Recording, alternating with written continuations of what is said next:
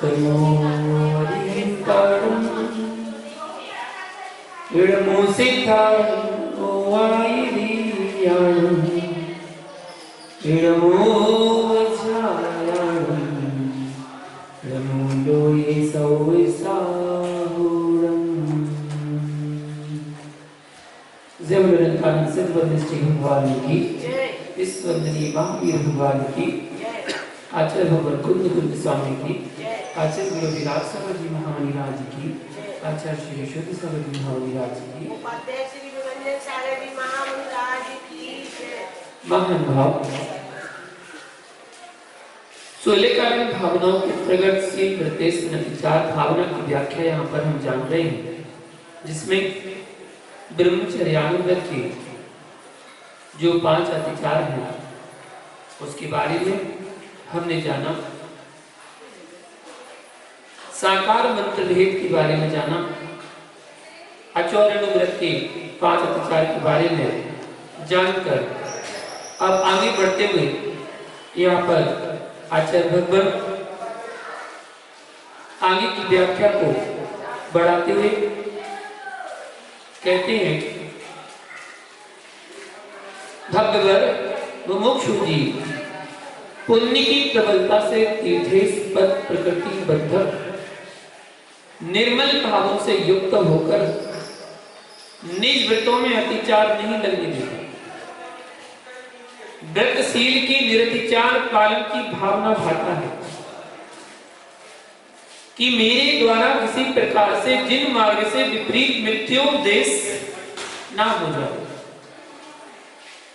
भव्य जी मेरे उपदेशों से भव भ्रमण को प्राप्त न हो जाए। स्व पर करुणा बुद्धि हो तो वह किसी जीव को मिथ्योपदेश नहीं करता, वह पर संतापित करने वाले किसी के गुप्त कलापों का लोक में प्रचार नहीं करता। स्व को जैसे अशुभ अच्छा नहीं लगता, वैसा जीव पर के साथ भी अच्छा नहीं करता।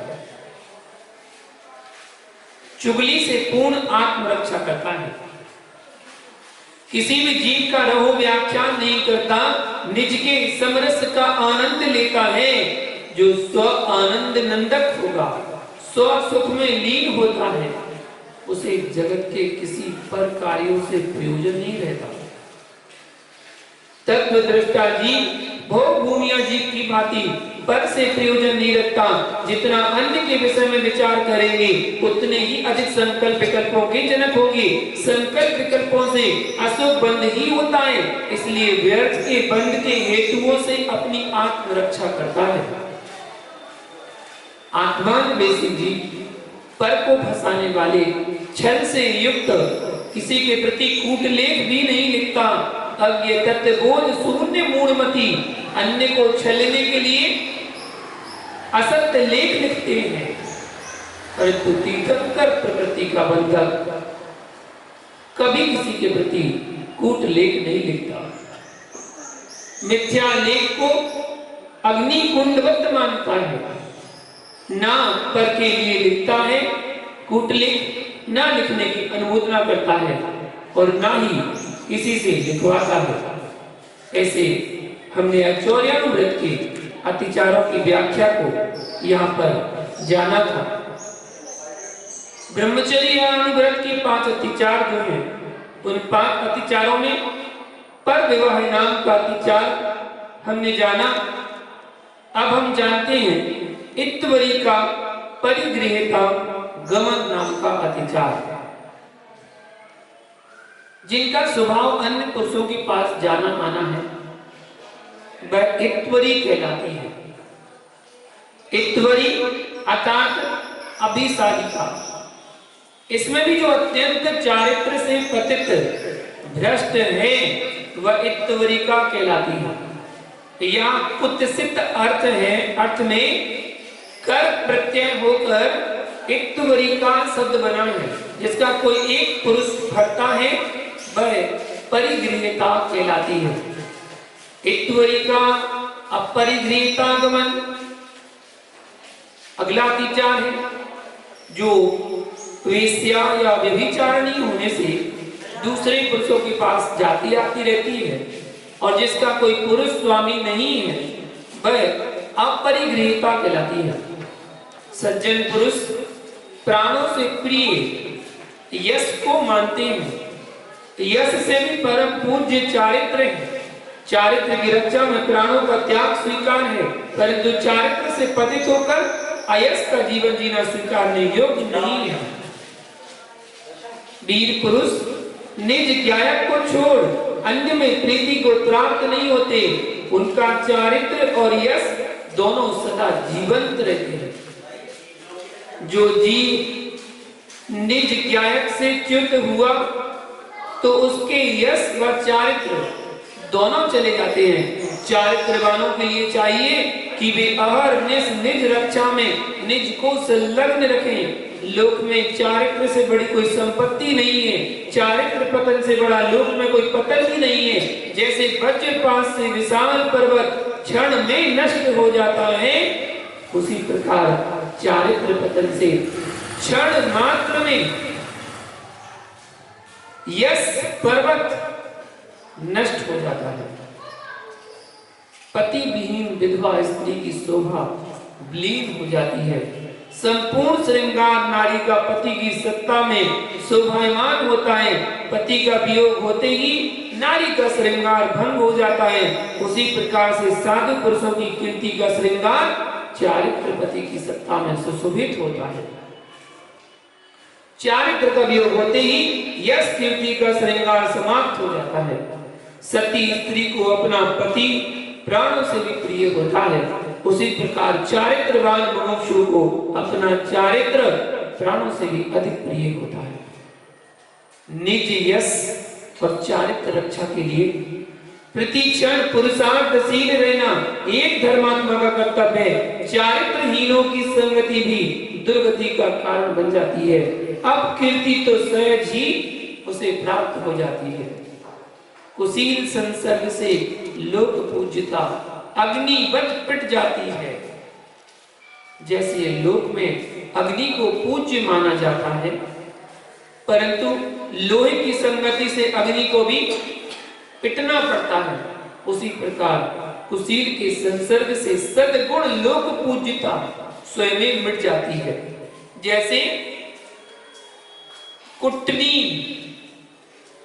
हथनी के संसर्ग के निमित्त से हाथी अपनी स्वतंत्रता का घात कर लेता है, उसी प्रकार कुशील स्त्री व पुरुष के संसर्ग से साधु पुरुष भी अपवाद को प्राप्त हो जाता है। लोक प्रतिष्ठा यश कीर्ति क्षण मात्र में विलीन हो जाती है। शीलवान जीवों को चारित्रहीन लोगों की संगति से दूर रहना चाहिए। जैसे अग्नि की संगति से वस्त्र जल जाते हैं, उसी प्रकार कुत्सित जनों की संगति से सद्धर्म का नाश हो जाता है।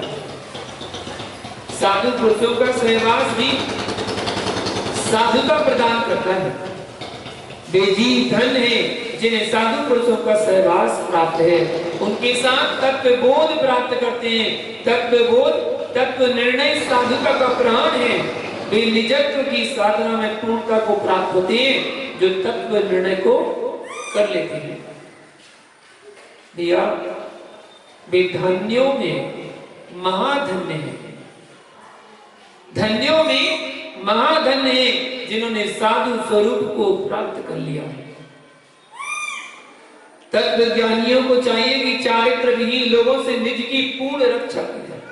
ब्रह्मचारी को चाहिए कि बाजारू स्त्री व कुशील स्वभावी स्त्री से पूर्ण पृथक जीवन जिए। किसी भी प्रकार का व्यवहार उनके साथ न करें, न वार्ता, न सहवास, न किसी पदार्थ का लेन देन। लोक बाधित पुरुष व स्त्री का संसर्ग लोकापवाद का कारण बन जाता है। कर्म कलंक का छूट जाना स्वाश्रित है, संभव है, परंतु लोकापवाद का कलंक नहीं छूटता। पर को पुनः सत्यता पर प्रतिष्ठित कर पाना दुर्लभ है। जो एक बार बाधित हो जाता है वह विषय बाधित ही कहलाता है।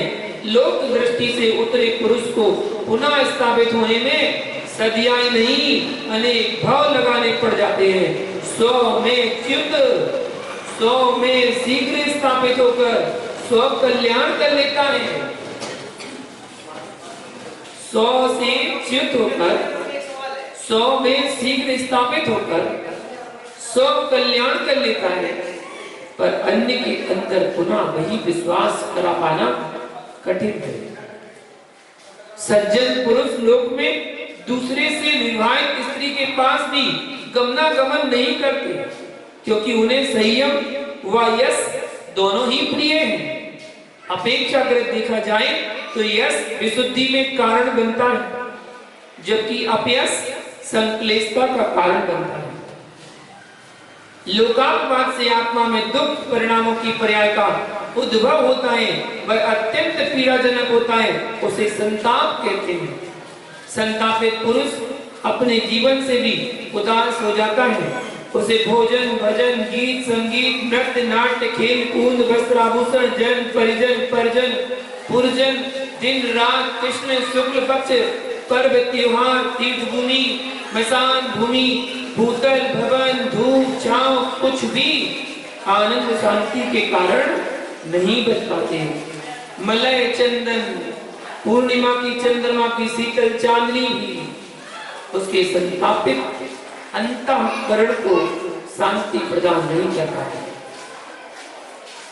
प्रतिपल स्वकृत कर्म की चिंता में मग्न रहता है, कभी मरण का विचार करता है, कभी रोना चाहता है, कभी स्व को समझने बैठ जाता है, कभी स्व को दोष देता है, कभी पर को दोष देता है, तो कभी कर्मोदय को दोष देने लगता है। श्वास प्रमाण काल भी संतापित हृदय को शांति नहीं मिलती। अहो, नरक की पीड़ा से अधिक पीड़ा का भेदन करता है। तात्पर्य समझना, नरक की पीड़ा देह जन्य प्रधान है, संतापित हृदय की पीड़ा अंतरंग पीड़ा है। ऐसे प्राणी के प्रति भी करुणा भाव रखना धर्मात्मा का कर्तव्य है। स्व से पीड़ित को पुनः पुनः उसी बात को दोहराना तो मरे को मारने के तुल्य है। जो लोकापवाद को प्राप्त हो गया, उससे बड़ा लोक कष्ट ही क्या बचा। मत दुखाओ हृदय किसी का, कर्म ही कर्मों को देखने के लिए तैयार है। फिर आप व्यर्थ में कष्ट क्यों उठाते हो। कब किस जीव के कर्मोदय सामने आ जाए, यह परोक्ष ज्ञानियों के ज्ञान का प्रत्यक्ष विषय नहीं है। इस बात को तो प्रत्यक्ष ज्ञानी ही प्रत्यक्ष रूप से जान सकते हैं। पर की वेदना का भी भेदन जीव को स्वानुभूति से करना चाहिए, तब बोध होगा। अहो, संताप का क्लेश कितना प्रबल होता है। जैसे नरक का नारकी देह वेदना से एक क्षण मात्र भी शांति को प्राप्त नहीं करता, उसी प्रकार संतापित जीव एक क्षण मात्र भी मानसिक वेदना से अपने आप को रिक्त नहीं वेदता, अर्थात क्षण मात्र भी वह आत्म शांति का अनुभव नहीं करता, प्रति क्षण क्षुभित रहता है। स्वयं के तदजन्य विचार स्मृति में पुनः पुनः आकर नवीन नवीन वेदना प्रदान करते हैं। स्वयं से हीन उसे अन्य कोई दृष्टि गोचर नहीं होता। सभी के सामने वह संतापित हृदय दीन वृत्ति को धारण कर लेता है। अपने आप को महान होने पर भी सामान्य रूप में देखता है। संतापित हृदय की वेदना को पूर्ण रूपेण या तो वही जानता है जो अनुभव कर रहा है, या प्रत्यक्ष ज्ञानी ही जाने, अन्य कोई अल्प श्रुत धारक परोक्ष ज्ञानी तो नहीं जान सकता। विशिष्ट यहाँ यह समझना कि यदि आप अपने आप को जैन धर्म से युक्त समझते हो, तीर्थंकर परमात्मा को अपना परम पूज्य देव स्वीकारते हो, तो तीर्थंकर प्रकृति के बंध के भावों पर ध्यान दो। संपूर्ण विषमताओं की समाप्ति का जीवन माध्यस्थ भाव है। भगवान जिनेंद्र देव ने किसी के हृदय में शल्य भर देना भी हिंसा कहा है। फिर भगवान बनने की कामना रखने वालों भगवत स्वभाव की प्रकटता का उपाय भी तो स्वीकारते।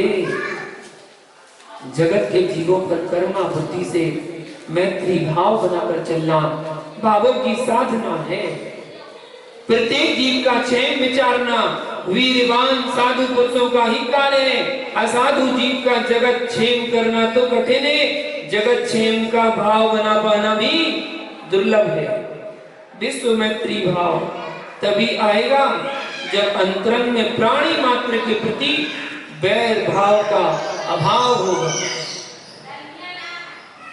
राग द्वेष से पूरित हृदय क्या जगत क्षेम की सोच पाएगा? हृदय को चैत्य का चैत्यालय बनाना चाहिए, ना कि सो हृदय को पिशाच बनाना चाहिए। बेहृदय पिशाच है जो पर के दुख संताप को दुख नहीं स्वीकारते, जीव के अंदर जीवत्व नहीं पहचानते, सो कष्ट दुख संताप पर ही दृष्टि रखते हैं। बेधर्म शून्य जन है, करुणाहीन पत्थर हृदय समझना चाहिए। अशुभ कृत्य करने वाले से मैत्री नहीं तो द्वेष भी नहीं करना चाहिए। विपरीत वृत्ति वालों के प्रति मध्यस्थ भाव स्थापित रखना चाहिए, ना वैर ना मैत्री। अशुभ कर्मी की वृत्ति कभी भी स्वीकारने योग्य नहीं है। सम्यक वृत्ति से जीवन जीने वाले भव्य जीवों को चाहिए कि वे अपरिग्रहिता, जिनका कोई स्वामी नहीं है, ऐसी कुमारी कन्या अथवा बड़ी उम्र से युक्त स्त्री से अपनी रक्षा करनी चाहिए। त्यागियों को चाहिए कि अपना समय ध्यान स्वाध्याय में लगाएं, ना कि बालिकाओं के मध्य समय व्यतीत करें।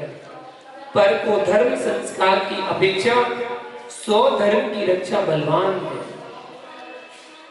बाल कन्याएं भी आकर्षण का साधन है। स्त्री अग्नि के तुल्य है और पुरुष नवनीत मक्खन के तुल्य है। अग्नि के पास रखा गया मक्खन पिघल जाता है। इसी प्रकार चिरकाल से दीक्षित वृत्ति द्वारा अग्नि समान स्त्री के साथ व्यवहार करना, उठना बैठना, वार्ता करना, भोजन भजन इत्यादि करना सब संयम से पृथक होने का कारण है। संयम छूटे या न छूटे, यश तो नष्ट हो ही जाएगा, उसे कोई सुरक्षित नहीं कर सकता। सम्यक चारित्रवानों को निज चारित्र की रक्षा हेतु प्रतिपल जागृत रहना चाहिए, ऐसा जिनोदेश समझना। अगला अतिचार यहाँ पर आचार्य भगवान बताते हैं, एक वरी का परिगृहिता करना। विषयांत के पास विवेक चक्षु नहीं रहता, उसे भूतार्थ बोध तो होता ही नहीं है। मुग्धता सर्वांग में भरी रहती है। विवेक नेत्र नेत्रों से महान होता है। चर्म चक्षु उतना ही देख पाते हैं जितना जीव के पास विवेक है। विवेक शून्य जीव नहीं देखने योग्य को देखता है, देखने योग्य को देखने का मन ही नहीं बना पाता। अज्ञानता की व्याख्या करें, विश्व में कोई शक्ति नहीं है कि कोई उस अज्ञानी को ज्ञानी बना देती। जब भी ज्ञानी बनेगा तब 100 उपादान की शक्ति ही बन पाएगा। भैया अपनी निज चिद शक्ति का भूतार्थ बोध तो प्राप्त करो। संपूर्ण लोक कार्य स्वात्म सिद्धि के साधन नहीं है। स्वात्म सिद्धि का साधन तो मात्र निज विवेक पूर्वक ग्रहण की गई संकल्प शक्ति है। जिसकी संकल्प शक्ति जितनी दृढ़ होगी उसका संयम उतने ही दृढ़ता से फलता है। परम विश्वास का जनक बुद्धिपूर्वक ग्रहण किया गया संकल्प है। संकल्पी जीव संपूर्ण लोक में विश्वास का पात्र बन जाता है। संकल्प शुभ होना चाहिए, प्रशस्त होना चाहिए, अशुभ संकल्प नहीं होना चाहिए। अशुभ संकल्प संसार भ्रमण के कारण है, बंध या मोक्ष का कारण संकल्प है। जैसा संकल्प होगा वैसा बंध होगा। आचार्य प्रवर योगेंद्र देव ने भी कहा है, संकल्प एव जंतुनाम कारणम बंध मोक्षयो बीतरागो वर्गस्य सरागो बंध कारणम। ज्ञानांकुश ग्रंथ में कहा है, जीवों का संकल्प ही बंध या मोक्ष का कारण है। वह संकल्प बीतराग और शराब के भेद से दो प्रकार का है। उनमें बीतराग संकल्प मोक्ष का कारण है और शराब संकल्प बंध का कारण है। विचारों की धारा विशाल है, नानक भूत विचारों की धारा है। एक पुरुष एक ही मुहूर्त प्रमाण काल में अनेक विचारों का जनक हो जाता है। विचारों विचारों में सिद्धत्व के मार्ग को खोल लेता है। यदि प्रशांत विचार है तो और विचारों विचारों में नरक के द्वार को खोल लेता है। सामने पदार्थ ना भी हो तब भी अशुभ विचारों की धारा में डुबकी लगाकर भव सागर में डूब जाता है। इतने गहरे में जाता है कि वहां से सागरों पर्यंत काल में निकल पाता है। ओ ज्ञानी, धैर्य के साथ चिंतन कर, अशुभ विचारों एवं अशुभ आचरण अशुभ संगति से क्या तेरा कल्याण मार्ग प्रशस्त होगा? लोक में क्या यश फैलेगा? साधु पुरुषों के द्वारा क्या संस्तुति को प्राप्त होगा? कुमार्ग आराधक का भी क्या सुमरण होगा? सदगति सदमरण तो सच्चारित्र के पालन से ही होती है। या निर्वाण सुख की है, निर्वाण सुख की है यदि अभिलाषा, तो आज से सुसंगति सुचारित्र सुविचारों के साथ जीवन जीना प्रारंभ करो। यह श्री जिन श्रुति है, जिनेन्द्र भगवान की वाणी है। अन्य कुश्रुतियों के माध्यम से कल्याण मार्ग की विद्या प्राप्त होने वाली नहीं है। अज्ञ प्राणियों ने सती नारी को पंच भरतारी बोल दिया, सम्यक बोध नहीं प्राप्त कर सके और पर स्त्री सेवन जैसे व्यसन का पोषण कर दिया। ज्येष्ठ भ्राता की पत्नी है तो वह माँ के तुल्य है, लघु भ्राता की पत्नी भगनी के तुल्य है। भाभियां पत्नी नहीं हो सकती। यथार्थ में धर्म की पत्नी वही है जिससे देव विवाह हुआ है। राक्षस एवं गंधर्व विवाह भी श्रेष्ठ नहीं है, देव विवाह श्रेष्ठ है। पर स्त्री परिगृहीता है, उसे पत्नी के रूप में किसी भी प्रकार से भारतीय धर्म संस्कृति नहीं स्वीकारती। विधवा विवाह त्यक्त विवाह भी उच्छिष्ट गमन के समान है। परंतु भोगी स्त्रियां सब पर स्त्री सेवन के तुल्य हैं। शीलवान नर विधवा परित्यक्ता स्त्रियों के यहाँ भी आना जाना नहीं करता। यह पुनः पुनः समझना, ऐसी स्त्रियों के यहाँ आने जाने के व्यवहार से संयम भ्रष्ट ना भी हो तब भी यश भ्रष्ट तो हो ही जाओगे। उसकी रक्षा अन्य नहीं करेगा।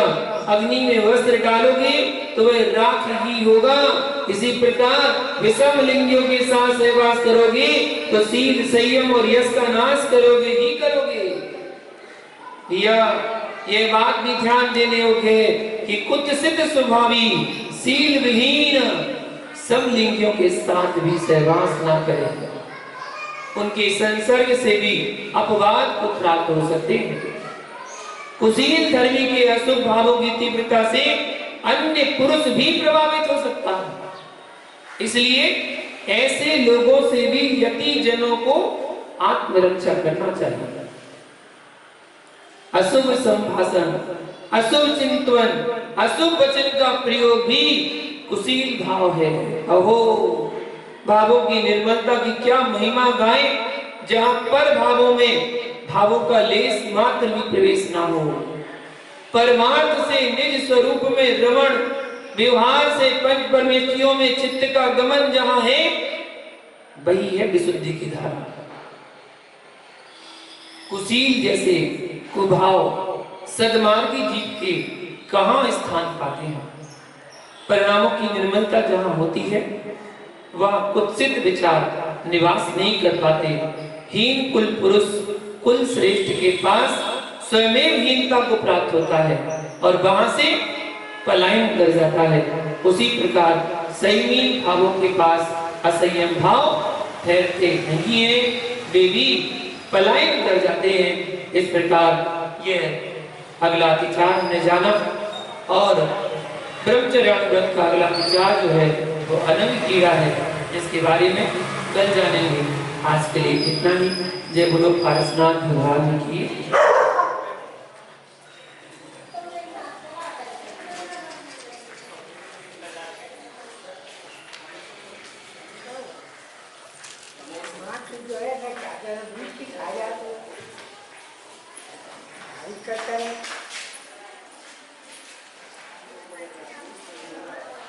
ये क्या है?